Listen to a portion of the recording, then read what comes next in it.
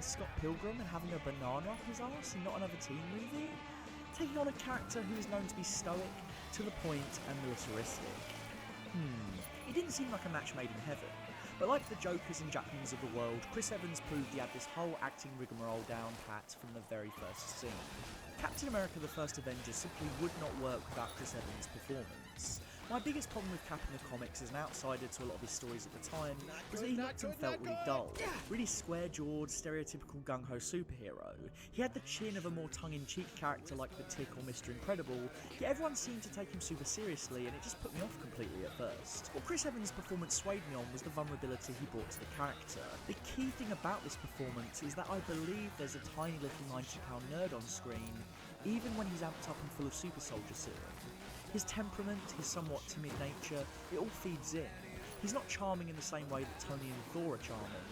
He's a bit more like a puppy dog with a heart of gold. He captures the steely optimism and determination of Steve Rogers from the first few scenes, set on doing whatever it takes to serve as a soldier on the front lines of World War II. On the surface it might seem like something a modern audience can't relate to, but the movie does a great job of establishing the climate of World War II and the pressure to do your part. Bucky, come on, there are men laying down their lives. I got no right to do any less than that. That's what you don't understand.